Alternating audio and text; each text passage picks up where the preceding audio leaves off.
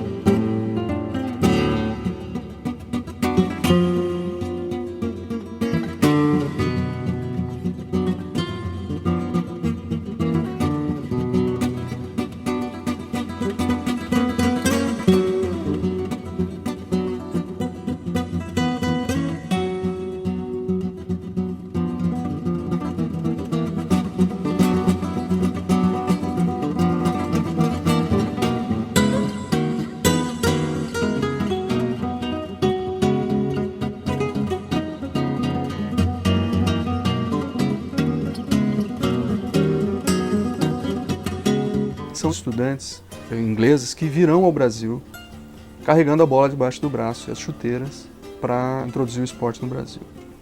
Eles vêm como elite, eles vêm porque eles têm o dinheiro, e aí o esporte, portanto, no Brasil nasce como um esporte de elite.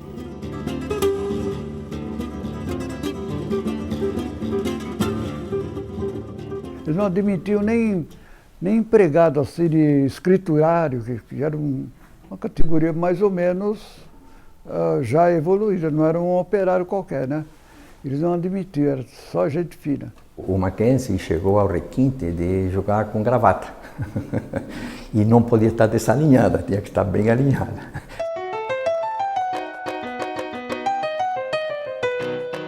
As mulheres iam com seus vestidos longos, os homens, né, com seus melhores ternos, assistiam o jogo de futebol. Muitas vezes depois dos jogos tinham cerimônias, festas, celebrações.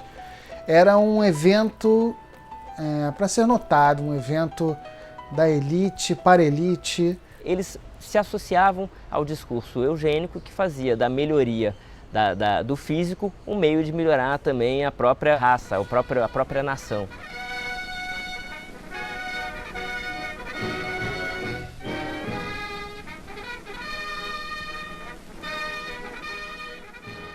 Tanto Oscar Cox, no Rio de Janeiro, como Charles Miller, em São Paulo, acabam sendo os pioneiros mesmo, os fundadores, os criadores do futebol no Brasil, porque deles nós temos registros confiáveis. A gente sempre tenta buscar muito uma origem mítica ou única da chegada do futebol, a chegada do futebol. Eu prefiro pensar com as chegadas. Aquele conceito de que tudo provém da Europa, o mito do europeu perfeito, o mito do europeu revolucionário, acabou cedendo na mentalidade do brasileiro, principalmente o brasileiro que tem no seu inconsciente uma ideia de colonização. Na verdade, é uma prática que veio com marinheiros, com trabalhadores, com pessoas, né, de outros países, da Inglaterra ou até de outros países já ligados aos ingleses, que trouxeram a prática do futebol e que não necessariamente a gente necessita ter um criador do futebol, o pai do futebol brasileiro, como muitas vezes é colocado com a imagem do Charles Miller. O futebol brasileiro começa liberto, é em função dos indígenas e das miscigenações indígenas. A origem da estética, do movimento, da batida na bola, ele vem dos guaranis brasileiros. Talvez Ialupiti, Chical, Craó, algumas tribos brasileiras que já praticavam o futebol.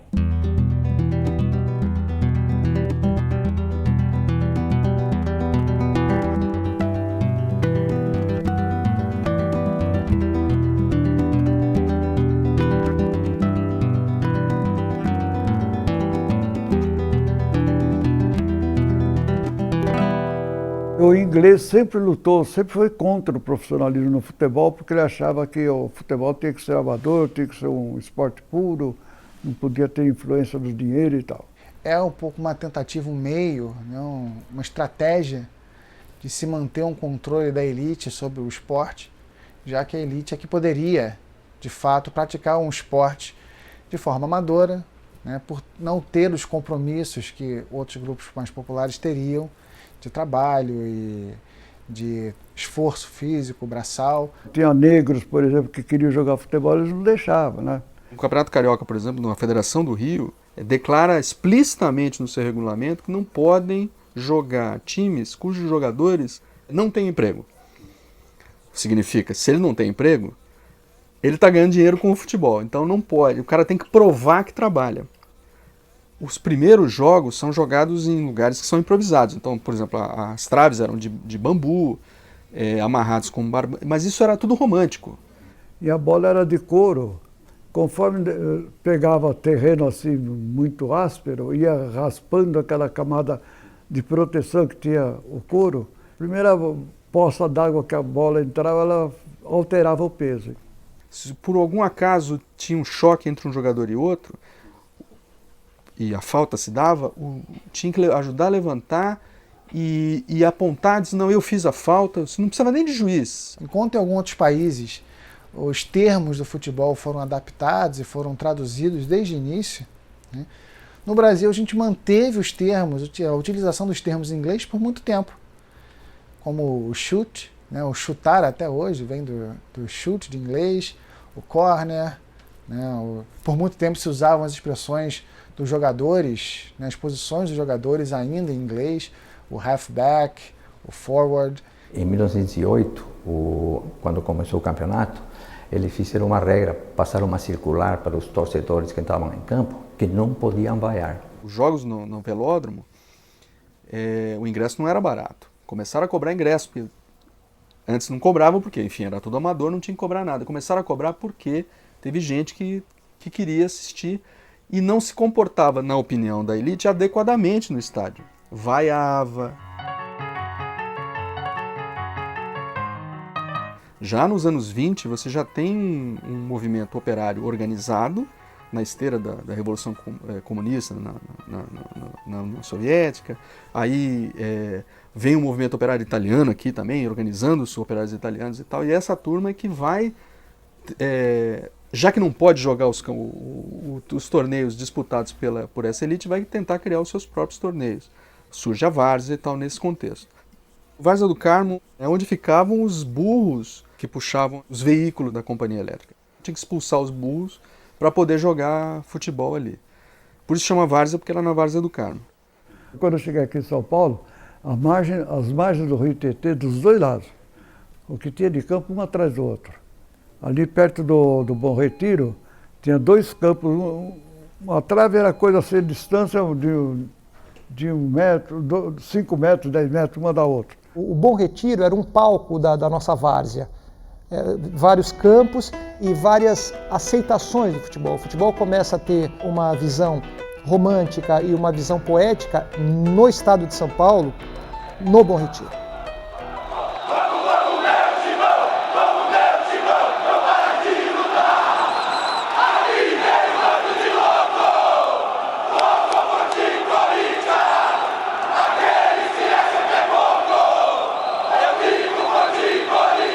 O Corinthians, em 1910, vai ser formado com jogadores que a gente chama, a gíria da época, laçados na várzea. Eram jogadores que eram literalmente laçados na várzea. O Corinthians surge para brigar com o status quo do futebol paulista e brasileiro, portanto. É um clube do povo, de massa. Então, atraiu interesse para o futebol a partir desse apelo popular que o time tinha. Porque aqui em São Paulo era basicamente ali onde é o Bom Retiro, eram descendentes ou italianos ou descendentes de italianos. Não tinham dinheiro. Como ele foi para a Fazendinha, que era ali na zona leste de São Paulo, e aquela região do Tatuapé, toda aquela região ali, ela era ocupada, em grande parte, pelos espanhóis. E esses espanhóis, tendo proximidade com a Fazendinha, com o estádio do Corinthians, né, eles passaram a se incorporar.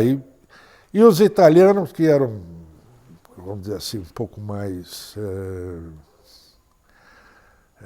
exclusivistas, né? Resolveram, acharam que tinha muito espanhol no meio da italianada e resolveu montar um clube próprio. E aí eles acabaram fundando o Palestra Itália. Depois ele vai mudar de nome para Palmeiras, já na guerra. 35, João Vitor, 25, número 18, Santos, número 9, Wellington.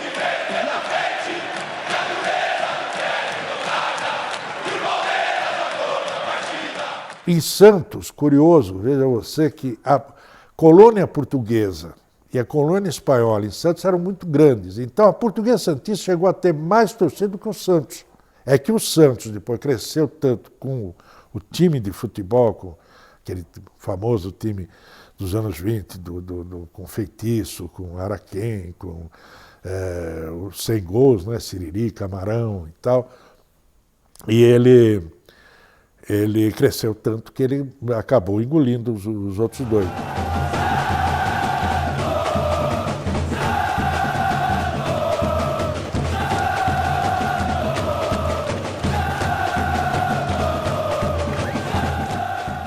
E em São Paulo, o paulistano era o time do brasileiro de São Paulo, né? Com a extinção do paulistano, ficou sem. Esse brasileiro de São Paulo não tinha um time para torcer. E aí surge o São Paulo.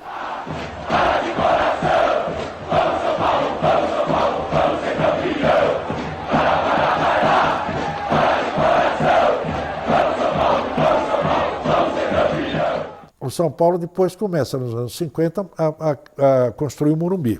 Ele vira o time dos crioulos para ser o time da elite. Num período do boom imobiliário em São Paulo, em que a mão de obra tinha que ser muito barata e vinha do Nordeste. Foi quando começaram a vir as grandes levas de imigrantes nordestinos para São Paulo.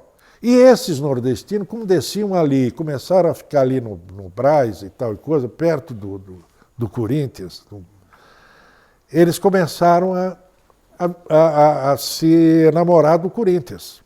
E o Corinthians virou povão. E o São Paulo começou a virar realmente o time de elite.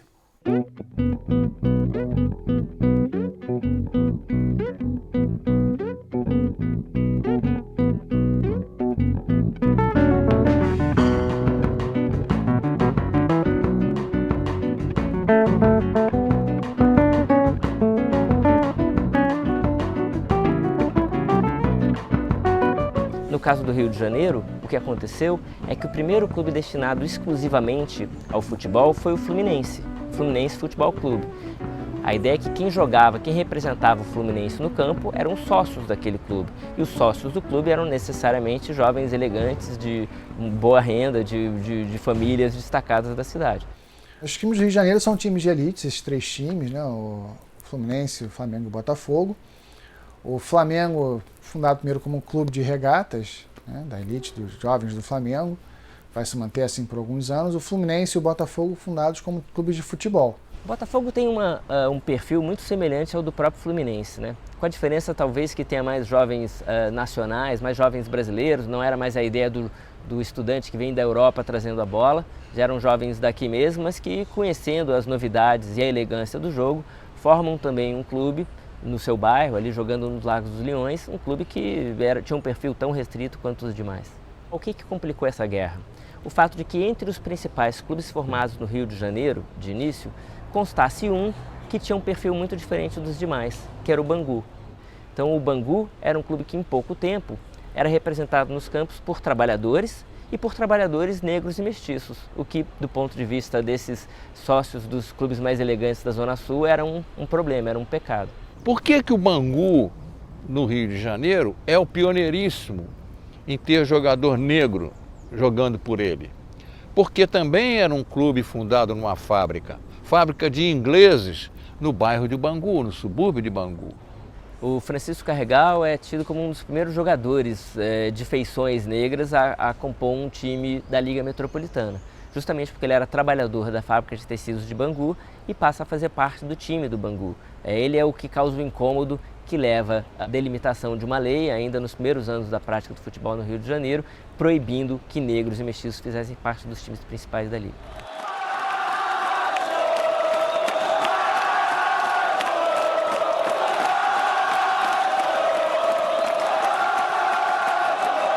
O Vasco já veio de uma coisa de português, da colônia portuguesa, mas o Vasco, curiosamente, veio da colônia portuguesa, mas passou a ser um time de negros. O Vasco ele pegou os principais jogadores do subúrbio para montar uma grande equipe que pudesse disputar com as equipes dos times de elite, dos times vistos como times de elite. Aí você tem a semente, por isso o Vasco se orgulha muito disso, tem a semente, primeiro, do começo do fim do racismo. O time do Vasco, de 1923, foi campeão carioca. Isso causou um escândalo. Imagina, os campeões cariocas, você tem 3 ou 4 negros. É um time que chegava novo, que não era um dos grandes times, que chega com força, chega vencendo, com jogadores do subúrbio, pobres, sua maioria negros, que ganha ainda com um esquema quase profissional. Isso gerou uma crise no Rio de Janeiro e o Vasco foi expulso da federação. Aí uma das exigências que se fez ao Vasco para ele voltar para a primeira divisão foi ter um estádio, que ele não tinha um estádio. O Vasco, historicamente, merece todos esses elogios que são feitos a ele nessa luta, porque ele construiu um estádio, né? Construiu o primeiro grande estádio do Rio de Janeiro.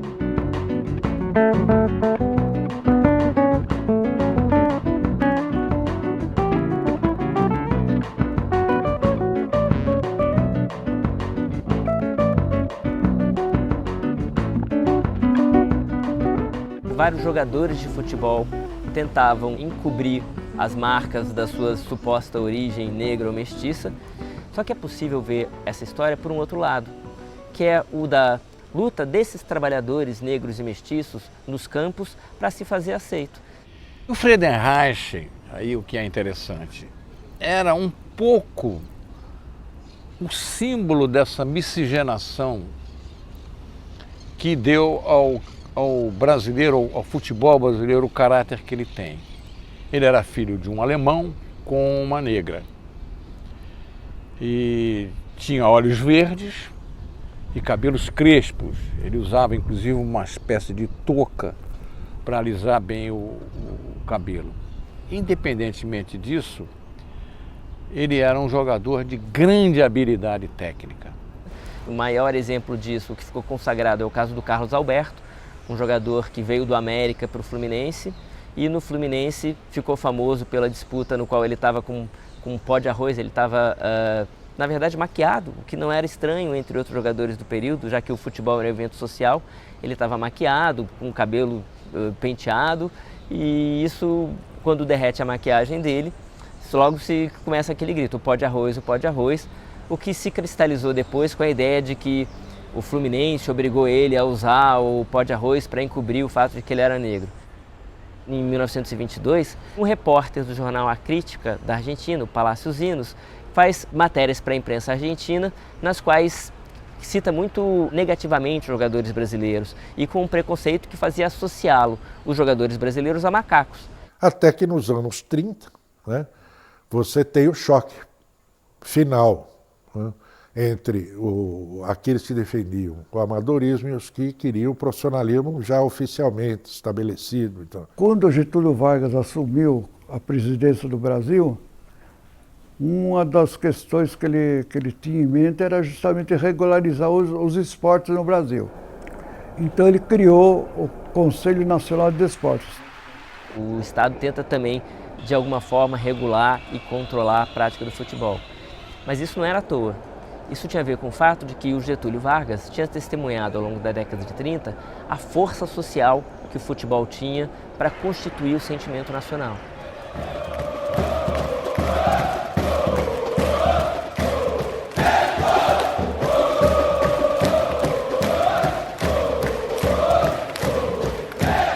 Logo nos primeiros anos do profissionalismo, na década de 1930, o Flamengo contrata todos os principais jogadores negros e mestiços do Brasil para formar um mesmo time. Então, gente feito Leônidas da Silva, Domingos da Guia, Fausto, todos já jogadores com algum destaque, jogadores já conhecidos, foram chamados para compor o mesmo time. No grito da torcida adversária, o Flamengo ele era o pó de carvão. Ele era uma resposta ao fato de chamarem o Fluminense de pó de arroz pela história do Carlos Alberto. O Flamengo seria o pó de carvão. O que é isso? De uma forma ou de outra, é uma maquiagem que tenta encobrir a realidade. No caso do Flamengo, uma maquiagem que tenta dar a ver um sentido popular que de forma nenhuma seria próprio ao que era o clube, que era um clube tão de elite feito os outros.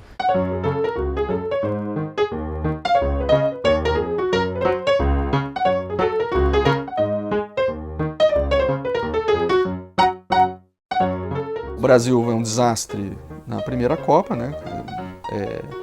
Mandou só amadores. Em 34, a mesma coisa, aí já por conta de briga entre paulistas e cariocas. E em 34, o Getúlio já está influenciando, a briga já está no seu auge entre amadores e profissionais.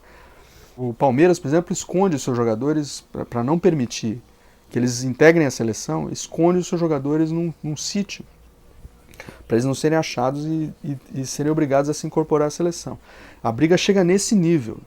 38, o Brasil vai para a Copa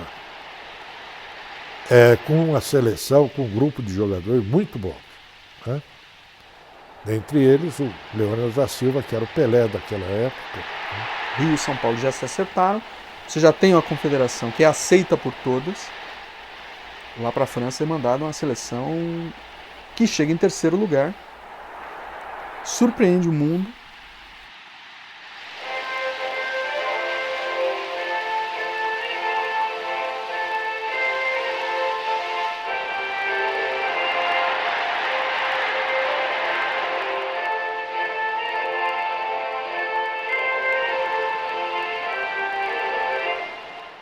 E aí o Gilberto Freire vai falar sobre o mulatismo, o jeito brasileiro de jogar futebol, né? O futebol mulato, que é diferente do inglês, que é diferente do europeu, e vamos começar a nos enxergar de uma maneira diferente do resto do mundo pela via do futebol. E o que ele estava querendo dizer é que o sucesso do Brasil, do homem brasileiro, estaria nisso.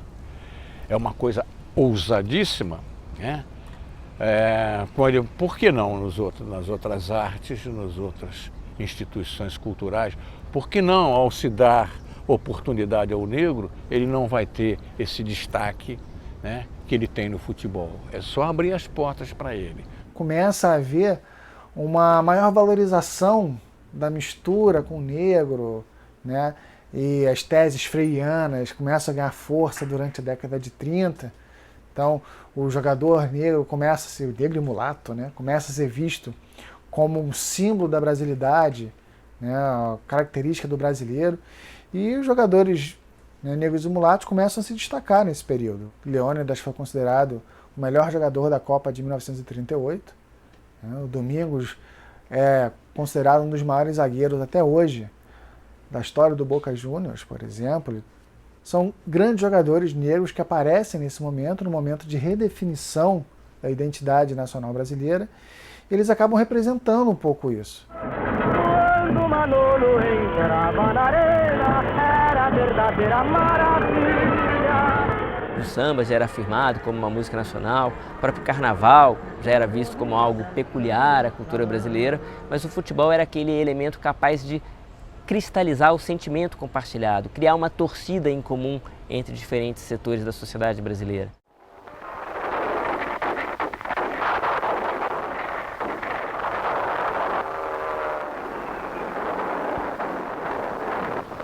Na época da guerra, o Getúlio baixou um decreto obrigando todos os clubes estrangeiros a portuguesarem o nome. Aí baixou aquele espírito nacionalista e tal, anti-eixo, né? Anti-Itália, Alemanha e Japão, que era o eixo.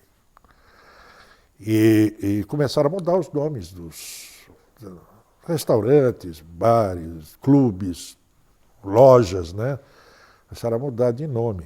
Germânia virou Pinheiros, o Espéria virou Floresta, e assim por diante, né? E o Palestra virou Palmeiras. Entrou em campo contra o São Paulo, com a bandeira do Brasil, escolheu o periquito, como exemplo, tudo para relacionar com o Brasil, né?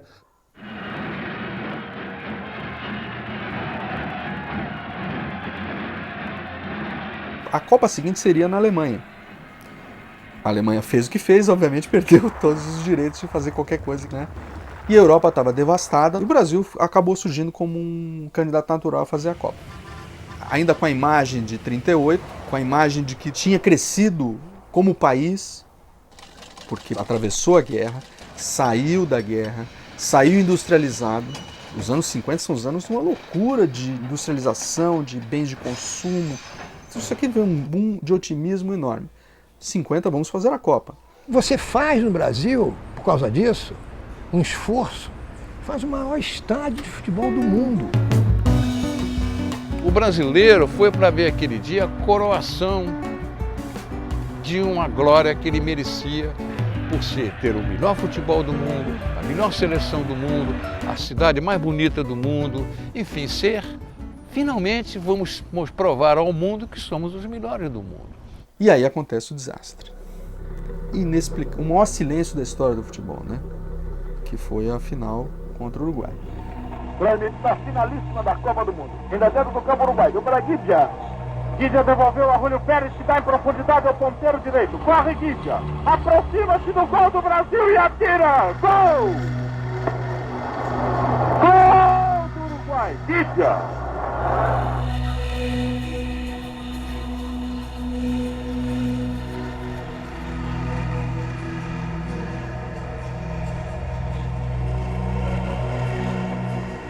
Terminou o jogo com a vitória do Uruguai.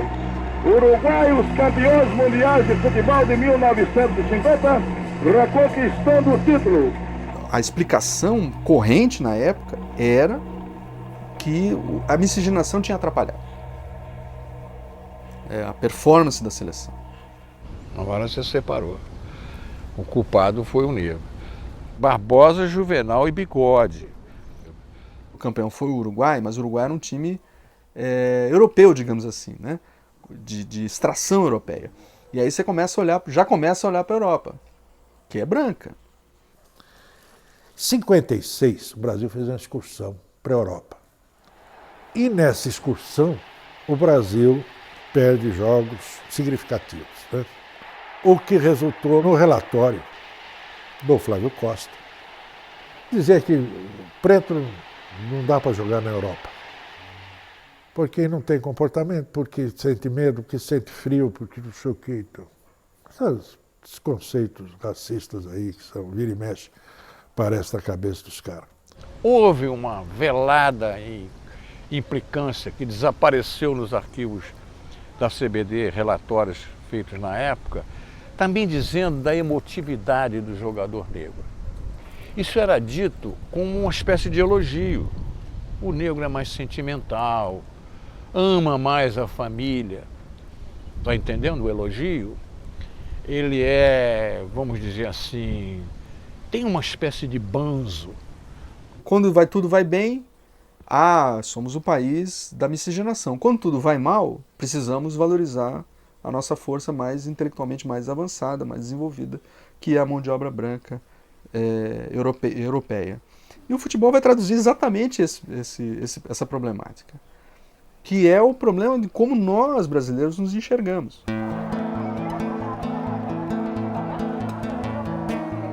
Em 54 tinham, por coincidência, tiraram os negros da seleção.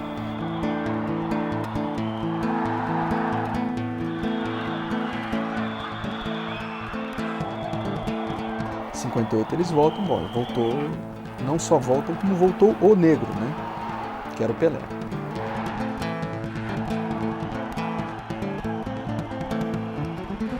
Em 58 é uma época formidável, né? Projeto de Brasília, inserção mesmo do país internacional, Bossa Nova. O presidente era o presidente Bossa Nova, tinha o Pelé, Tinha o Pelé, o Santos ganhando tudo. Então tinha uma mágica que estava acontecendo ali.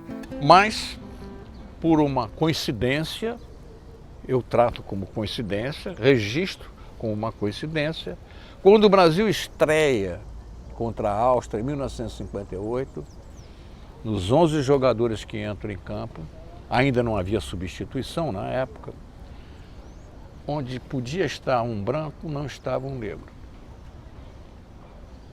Gilmar, goleiro, Dessordi e não Djalma Santos, Orlando e não Zózimo,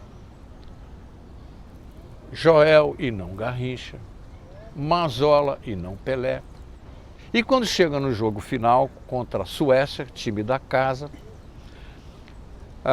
constata-se na véspera do jogo que o Dessordi não tem condições de entrar em campo. O médico da seleção, o Dr. Hilton Gosling, faz uma revisão médica nos jogadores e chama o Djalma Santos, o negro Djalma Santos. E o Djalma Santos entra, ele é eleito o maior lateral da Copa, só por essa partida, e o Brasil vence. O protagonismo do futebol no Brasil veio a ser daquele negro, daqueles mulatos que foram a princípio excluídos do futebol que se jogava nos clubes inicialmente.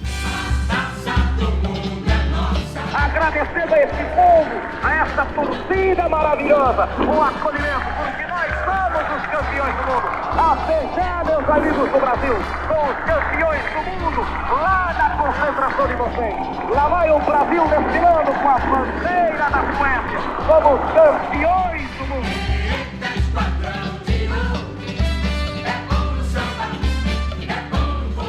62 repetiu a dose, mas era uma seleção já envelhecida. Você vai ver como é que fica Garrincha e Pelé, canta o seu baile de bola. Quando eles pegam no gol, não se escreve de ouro, mostram que é nossa escola.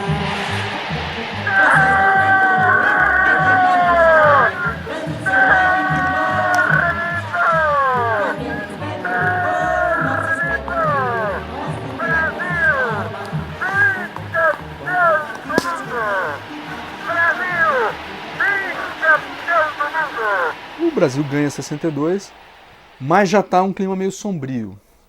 De fato, o Brasil tá passando por um momento de transformação, está turbulento e vai resultar no golpe em 64.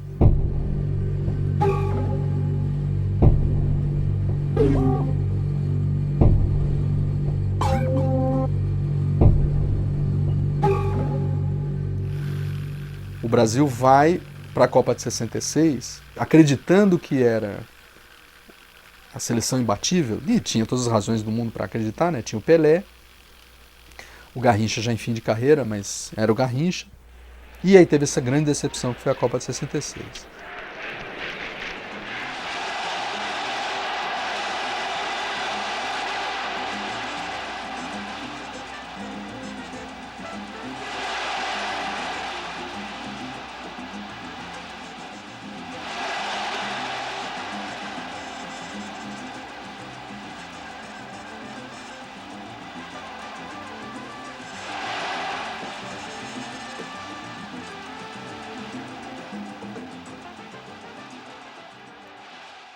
O governo militar vai mudar a partir de 68, vai radicalizar na violência institucional contra a dissidência e vai radicalizar no ponto de vista da sua ligação propagandística com o crescimento do país e com essa, de novo, a história da tentativa de criar uma unidade nacional, que interessava profundamente aos militares.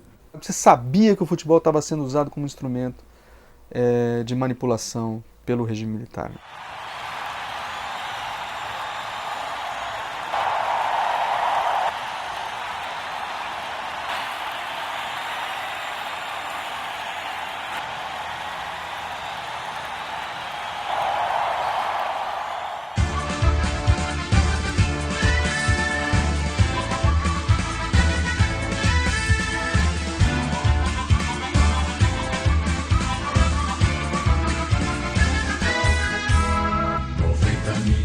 Em ação, pra frente Brasil, no meu coração.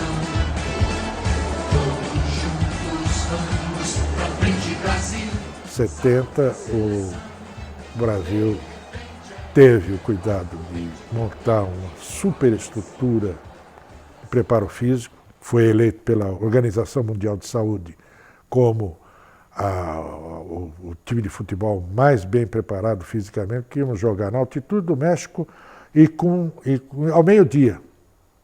Sem que a gente quisesse reconhecer, a organização que os militares puseram dentro da seleção foi altamente positiva. O que 70 vai fazer de mal para o futebol brasileiro, digamos assim? Eu não canso de rever os jogos da seleção, aquele futebol fantástico, né, exuberante e tal, mas já era uma seleção militarizada. Você já tem como princípio o treinamento. Bom, Parreira era do Exército, o Coutinho, que estava na Comissão Técnica de 70, também era do Exército. A seleção tinha que ser tratada como batalhão, que é considerar que se você introduzir a técnica absoluta, você ganha tudo.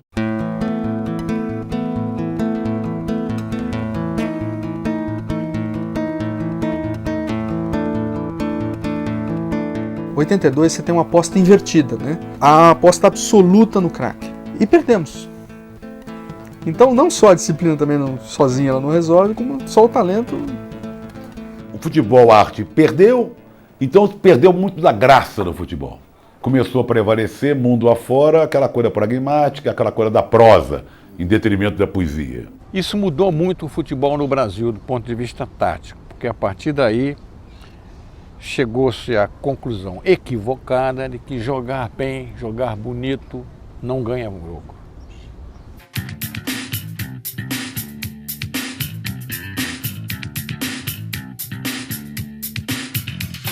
Aí acontece a democracia corintiana, que é um outro marco. O Corinthians tem que ser respeitado por esses dois marcos, né? 1910, com um time operário que rompe a barreira dos times de elite, vai romper literalmente, e a democracia corintiana que vai trazer para esse esporte de massa a consciência democrática, correndo todos os riscos, né? Isso é o que é mais importante, porque os caras podiam estar confortavelmente instalados com os seus contratos,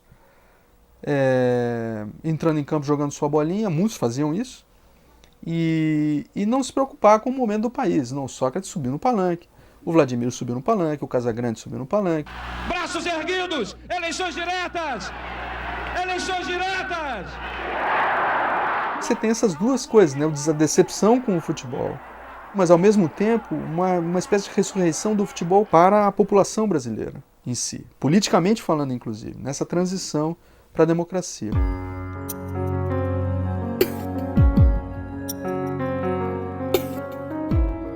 Em 86 é uma Copa que nós não estamos nem lá nem cá, ficamos no meio do caminho, os jogadores já estão indo para a Europa, já tem um êxodo de jogadores importantes indo para a Europa, o Falcão já tinha ido, o Sócrates também vai, o Careca, são jogadores que vão jogar fora do país. Ainda não são muitos, mas já tem um êxodo de jogadores. 90 então é um desastre, porque a maioria dos jogadores já está fora do país.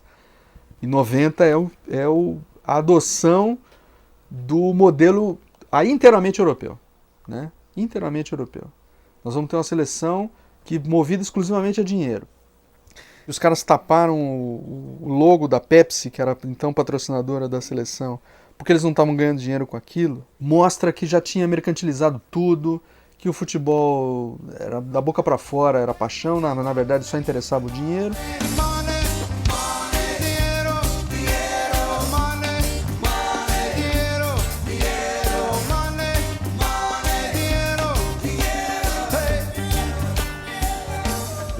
Isso move grandes somas, contratações milionárias, interesses publicitários e fez que cada jogador, né, se torne um conglomerado de assessores de imprensa, empresário, produtor, advogado, agente de imagem, sei lá o que. Começa a ideia de que você precisa ter executivos trabalhando no futebol. Os cartolas são amadores. Estão afundando o futebol brasileiro. E o modelo de visão estratégica do governo Collor na época, e o Fernando Henrique vai incorporar esse discurso do mesmo jeito, temos que olhar para modelos externos de administração. Lá fora é que está o segredo do sucesso. E o futebol vai mimetizar isso, para o mal, porque nós vamos matar o talento brasileiro.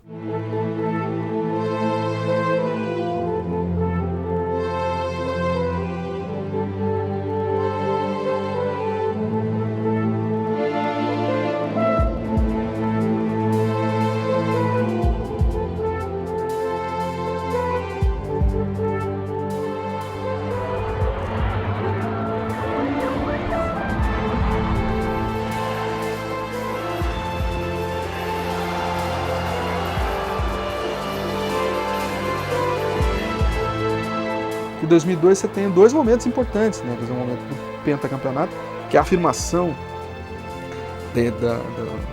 da hegemonia do futebol brasileiro, nenhuma seleção tem 5 títulos mundiais, e a eleição do Lula, que é o metalúrgico chegando à presidência. E o Cafu ergue a taça com a 100% de Jardim Irene. Fala, eu estou aqui no topo do mundo, ele erguendo a taça, acima dos outros jogadores, só que ele lembrou ao mundo de onde ele veio. Orgulhosamente. Jardim Irene é onde ele viu os amigos dele serem mortos a bala. O metalúrgico, que no começo do século não podia se organizar, chega à presidência. E o Brasil, que era amador, é pentacampeão do mundo. Essa questão do pentacampeonato nacional são os miscigenados reinando no mundo. O futebol teve um papel fundamental na constituição de uma autoimagem nacional, né, que ao mesmo tempo tem grande reconhecimento mundial. O maior professor de democracia do Brasil não foram os políticos, nem os intelectuais, foi o futebol, de maneira implícita, sem dizer que era professor de democracia. Ensinou, né, que você não pode ser campeão para sempre, você não pode ganhar todas as eleições, que aparecem ideias que você não... maneiras de jogar, que nós inventamos, que os europeus não tinham inventado. Foi esse o motivo pelo qual o futebol pegou no Brasil. Porque até então a elite decidia tudo por sua conta. Os esportes eram sempre ligados à elite. O futebol vai permitir a quebra da hierarquia social justamente pela imprevisibilidade. Não importa se você tem o melhor time. Não importa. Na hora que a bola rola, nem sempre o melhor time ganha.